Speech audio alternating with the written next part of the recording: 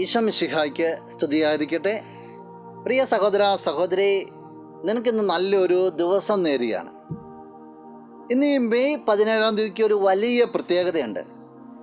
നമ്മുടെ പ്രിയങ്കരയായ വിശുദ്ധ കൊച്ചുത്രേസ്യ പുണ്യവതി വിശുദ്ധയായിട്ട് ഇന്ന് 100 വർഷം പൂർത്തിയായാണ്. ഈശോയ്ക്ക് ഏറ്റവും പ്രിയപ്പെട്ട ഉണ്ണീശോയുടെ കൊച്ചുത്രേസ്യ. എന്താണ് അവരുടെ ജീവിതത്തെ ഏറ്റവും അധികം സ്വാധീനിച്ചത്? അത് ഈശോയുമായിട്ടുള്ള സ്നേഹമാണ്. ഈശോയുടെ മുമ്പിൽ, ദൈവത്തിന് മുമ്പിൽ ഒരു ശിശുവിനെ പോലെ ആയിത്തീരുവാനായിട്ട് സാധിച്ചു. ഇന്ന് അവൾ എന്താ ചെയ്യുക? സ്വർഗത്തിലിരുന്നു കൊണ്ട് നമുക്ക് വേണ്ടി പുഷ്പവർഷം നടത്തുന്നു, നമുക്ക് വേണ്ടി മാധ്യസ്ഥം വഹിക്കുന്നു.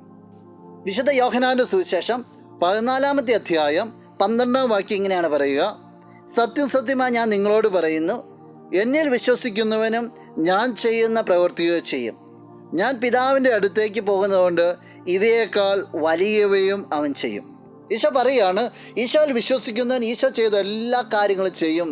പിതാവിൻ്റെ അടുത്തേക്ക് പോകുന്നതുകൊണ്ട് അതിനേക്കാൾ വലിയവയും ചെയ്യും.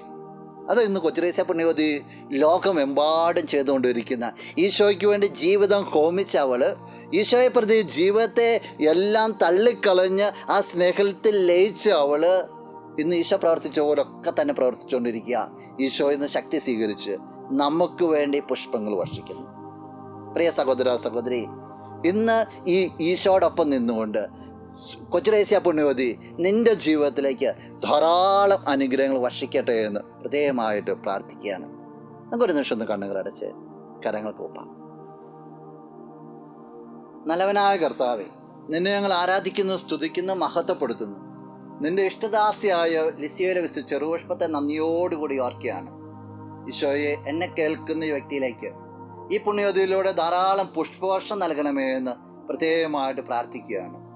ഈ കൊച്ചുത്രേസ്യ പോലെ നിന്നെ അഗാധമായിട്ട് സ്നേഹിക്കുവാനുള്ള ഒരു ജ്ഞാനവും ശക്തിയും ഈ വ്യക്തിക്ക് അങ്ങ് പ്രദാനം ചെയ്യണം, ഇപ്പോഴും എപ്പോഴും എന്നേക്കും.